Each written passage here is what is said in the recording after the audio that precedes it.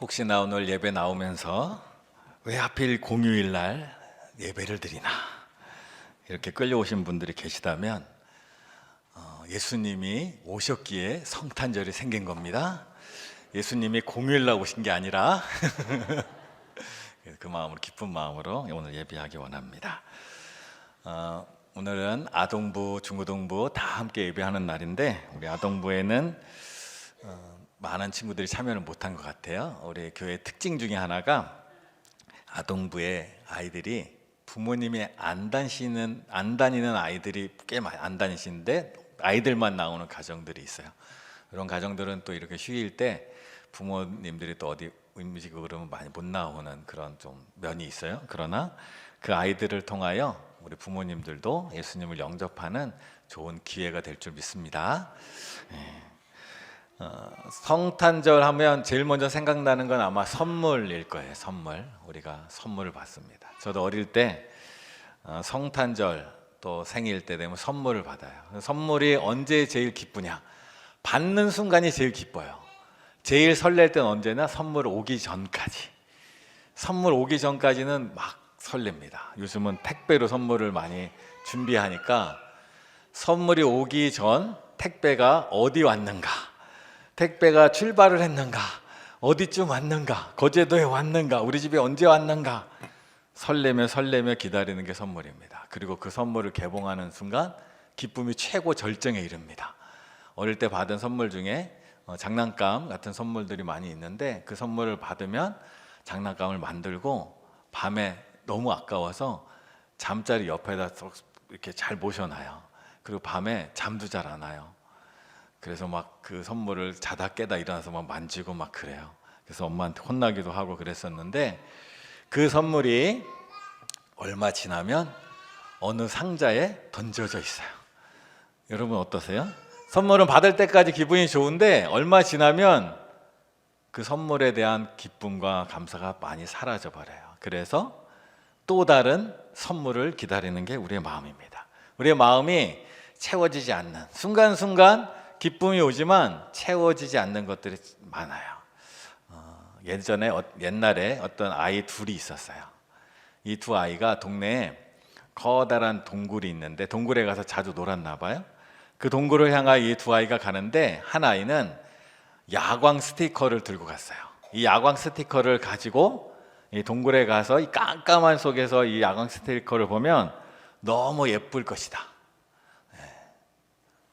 깜깜하죠? 제가 그림을 준비했는데 안 보여요? 말로 잘 들으세요.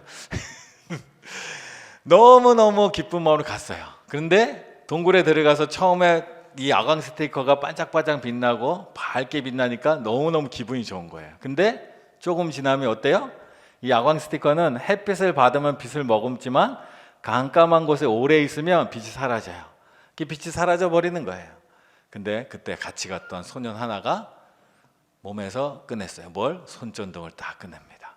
손전등을 딱 꺼내서 딱 켜면 바로 동굴이 환해지고 길을 또 움직일 수 있게 되는 거예요.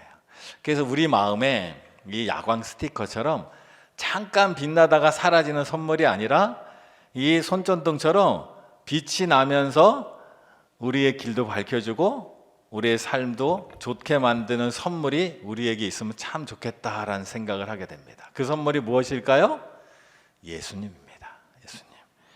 요한복음 4장 14절 보면 내가 주는 물을 마시는 자는 영원히 목마르지 아니하리니 내가 주는 물은 그 속에서 영생하도록 솟아나는 샘물이 되리라.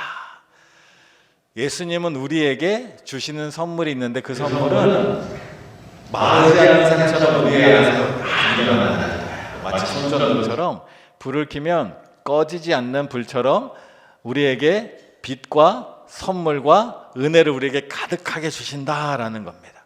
그래서 하나님이 예수님을 이 땅에 보내주실 때 마치 동굴 안에 있는 어린이들처럼 어두움 속에 있는 우리에게 빛으로, 그것도 사라지지 않는 빛으로 샘솟는 물과 같은 변하지 않는 선물을 우리에게 주셨어요. 이 선물을 우리가 가지면 우리 마음이 그 은혜와 기쁨으로 가득 차는 것이 사라지지 않아요.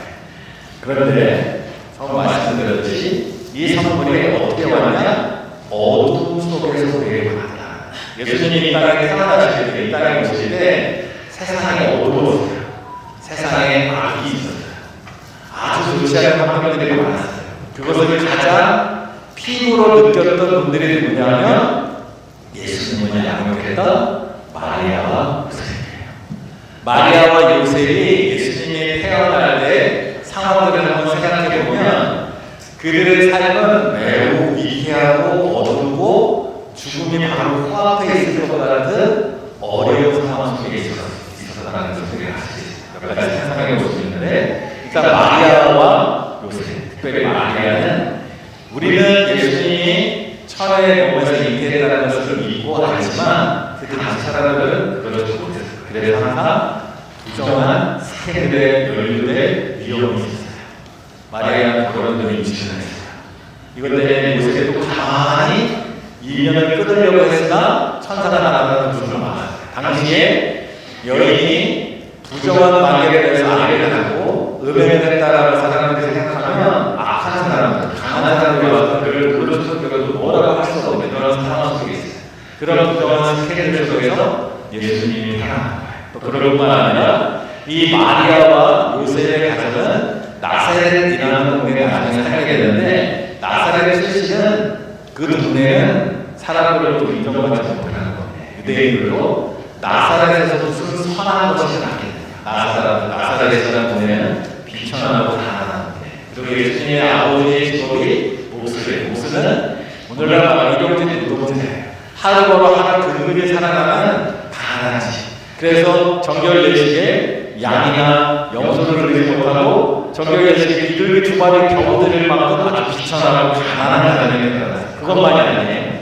정치적으로도 굉장히 위험 속에 있었어요. 로마의 압제 속에 있었어요. 로마가 모든 사람을 호적하기 위해 자기 고향으로 가라, 자기 조상들의 고향으로 가라 했어요. 그때 마리아는 만사 중에 있었어요. 만사의 임산부도 보호받지 못하고 만사 중에 먼 거리를 걸어서 또는 나귀를 타고 베들레헴까지 가서 자기의 호적을 해야 할 만큼 로마의 강력한 통제 아래 있어요. 또 그뿐이 아니에요. 당시에 유대 땅을 다스리던 헤롯 대왕은 나중에 예수님이 태어난 그 시점을 기해서 태어난 모든 아이들을 다 사살하는 정치적으로 박해가 아주 심한 생명이 위험한 곳에 예수님이 태어났다는 거예요.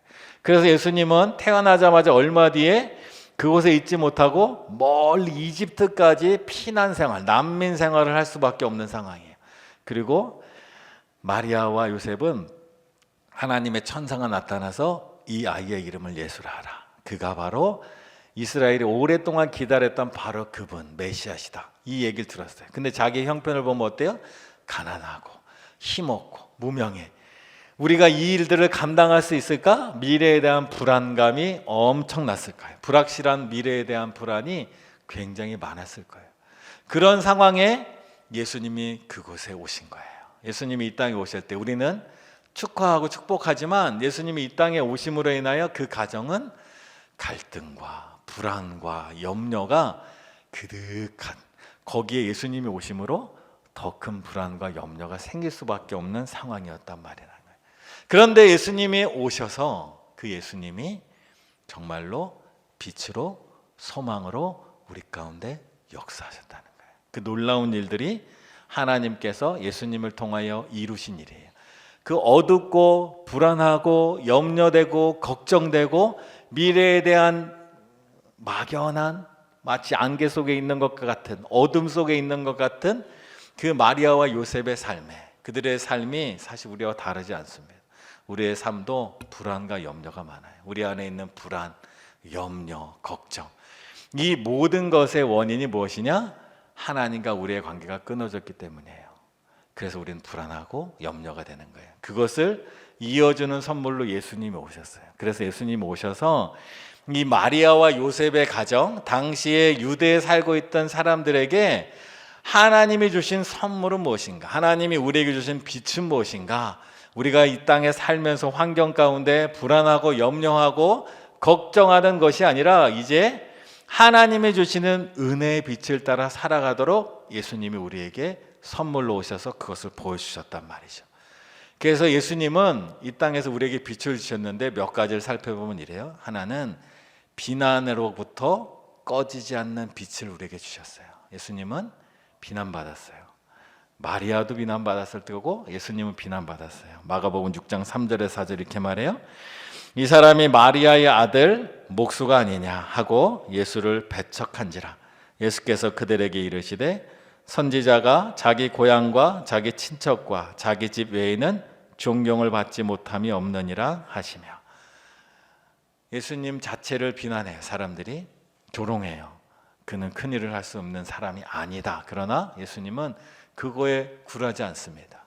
그거에 절망하지 않습니다. 예수님은 하나님이 예수님을 보내셨음을, 하나님이 예수님을 통해 일하실 것을 알고 선지자가 고향에 대접받지 못하는 건 당연하다.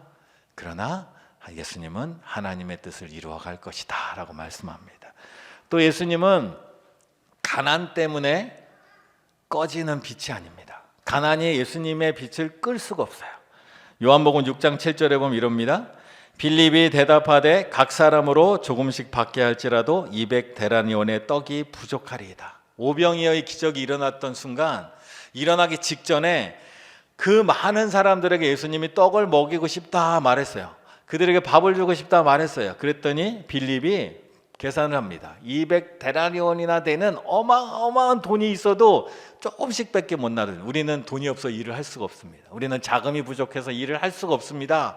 그때 예수님이 축사하시고 나눠주었더니 그 많은 사람들이 떡을 먹고 물고기를 먹고 남았다라고 얘기하는 거예요. 예수님은 돈이 부족해서, 가난 때문에 할 수 없는 일이 예수님 안에는 없다라는 거예요. 우리도 마찬가지입니다. 가난해서 할 수 없다, 돈이 없어 할 수 없다 생각하는 분들은 예수님을 찾으세요. 예수님을 의지하세요. 그럼 예수님이 돈이 아니라 하나님의 능력으로 그 일들을 행하시는 거예요. 결코 우리는 가난 때문에 지는, 가난 때문에 할 수 없는 존재가 아니라 가난도 꺼뜨릴 수 없는 빛을 예수님으로부터 받은 존재라는 거예요. 정치적 압박, 사람들의 압박에도 꺼지지 않습니다. 마태복음 26장 53절에 보면 너는 내가 내 아버지께 구하여 지금 12군단 더 되는 천사를 보내시게 할 수 없는 줄 아느냐. 예수님이 잡히시기 직전 제자들은 두려운 거죠. 우리 예수님이 군사들에게 잡혀가면 어떡할까, 힘 있는 자들에게 핍박당하고 잡혀가고 끌려가면 어떡할까. 그때 예수님 말씀이 바로 이겁니다. 하나님이 우리를 지키려고 천군 천사도 얼마든지 보내줄 수 있다. 우리는 세상의 권력과 힘 앞에 꺼지는 불이 아니다. 우리의 빛은, 우리의 은혜는, 하나님이 우리에게 주신 능력은 결코 세상의 힘이 누를 수 없는 힘이야. 단지 이것은 하나님의 뜻이기 때문에 예수님이 그 고난과 그 십자가로 가셨다라고 말하는 거예요. 하나님이 우리에게 주신 선물은 결코 세상의 권력에 의해서 꺼지는 빛이 아니다라는 겁니다. 또 하나님이 우리에게 주신 은혜의 빛은 모든 불가능에서 우리를 빛나게 하는 빛입니다. 어떤 불가능도 우리를 꺼뜨릴 수 없는 불이라는 겁니다. 마가복음 9장 23절 예수께서 이르시되 할 수 있거든이 무슨 말이냐, 믿는 자에게는 능히 하지 못할 일이 없느니라 하시니. 오랫동안 질병을 앓고 있던 아들, 그 아들을 고치기 위하여 백방으로 이 아버지가 돌아다녔는데 아무도 그를 고쳐주지 못해요. 그때 예수님을 찾아와서 예수님께 부탁하는, 할 수 있거든 내 아들을 고쳐주옵소서.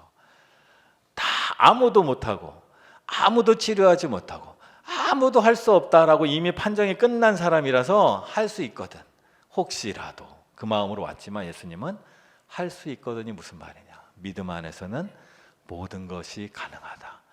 믿음은 모든 불가능의 가능성, 불가능한 모든 일들이 모든 은혜 안에서 가능성으로 바뀌어가는 은혜의 놀라운 빛이다라고 말하고 있는 거예요. 그게 바로 예수님이 우리에게 주신 선물이라는 거예요. 그리고 죄와 죽음으로 꺼져버릴 것 같은 우리의 인생을 빛으로 바꾸신 분이 바로 예수님이라는 겁니다. 고린도전서 15장 55절에서 57절 사망아 너의 승리가 어디 있느냐, 사망아 내가 쏘는 것이 어디 있느냐, 우리 주 예수 그리스도로 말미암아 우리에게 승리를 주시는 하나님께 감사하노니. 아멘. 사망도 죄도 우리를 꺼뜨릴 수 없다라는 거예요. 그게 바로 예수님이 우리에게 오신 선물이라는 겁니다. 오늘 우리는 그 선물을 붙들고 사는 사람이에요. 예수님이 내 안에 계시다면 우리는 어떤 불안과 염려로도 우리는 좌절하지 않습니다. 우리는 다시 일어섭니다. 다시 나아갈 수 있습니다. 예수님이 우리에게 주신 선물이 있기 때문입니다. 옛날에 어떤 마을에 가난하게 사는 어린이가 하나 있었어요. 아버지도 없고 천의 고아인데 가난하게 살아요. 근데 이 아이가 맨날 웃으면서 다녀요. 친구들이 물어보면 넌 뭐가 이렇게 기쁘냐? 밥도 제대로 못 먹고 옷도 제대로 못 입는데 뭐가 이렇게 기쁘냐? 그랬더니 그 아이가 몸속에서 하나의 지도를 꺼냅니다. 아버지가 나에게 준 지도가 있어. 이 지도에는 보물 위치가 표시돼 있어. 내 여기만 찾아가면 나는 금방 내 삶은 금방 바뀔 거야. 그리고 이 소년이 언젠가 어느 날 그 지도를 들고 보물을 찾아갑니다. 현실은 대부분 이건 가짜인데 진짜로 보물 지도였어요. 그래서 그 보물을 가지고 그의 인생이 완전히 뒤바뀌는 거예요. 그게 바로 예수님이 우리에게 주신 약속이에요. 현실은 가난해요. 마리아와 요셉처럼 현실은 불가능해처럼 보여요. 그 어두운 밤에 예수님이 오셨어요. 예수님이 태어남으로 인하여 잠시의 기쁨이 있었지만 두려움과 염려와 불안이 그들에게 있어요. 그들의 삶은 이제 예수님이 태어나자부터 피난을 가야 돼요. 예수님이 다시 돌아온 곳은 나사렛이라는 사람들로부터 인정받지 못하는 땅이에요. 예수님이 다닐 때 사람들은 끊임없이 예수님을 공격했어요. 그러나 그 모든 것도 예수님이 이 땅에 오신 빛을 꺼뜨릴 수 없었습니다. 예수님이 계셨기에 또 예수님이 하셨기에 모든 두려움과 염려와 불안과 부족과 약함은 하나님 앞에서 아무것도 아닌 거예요. 결국 그 예수님이 우리의 죄와 사망을 이기신 선물로 우리에게 오셨다는 거예요. 그 선물이 우리의 삶을 변화시킨다는 거예요. 그리고 예수님께서 하나님께서 우리에게 약속하시는 것이 또 있는데 로마서 8장 30절입니다. 또 미리 정하신 그들을 또한 부르시고 부르신 그들을 또한 의롭다 하시고 영화롭게 하셨느니라.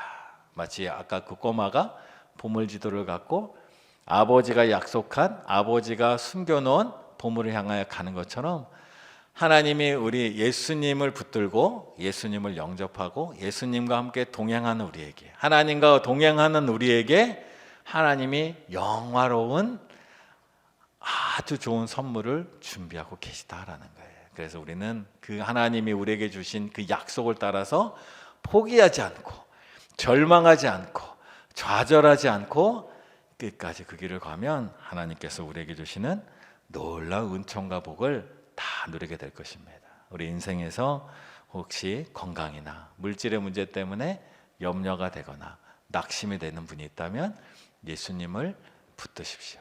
예수님 안에는 그 무엇도 우리를 좌절시키지 못하는 놀라운 힘이 있다는 겁니다. 그래서 예수님 안에 사는 사람은 참된 기쁨과 은총을 누리며 사는 것입니다. 오늘 우리가 그 놀라운 기쁨을 다시 기억하는 성탄절입니다. 예수님이 이 땅에 오셔서 우리에게 주신 이 놀라운 은혜를 함께 나누고 찬양하며 기뻐하는 우리가 되기를 간절히 축원합니다.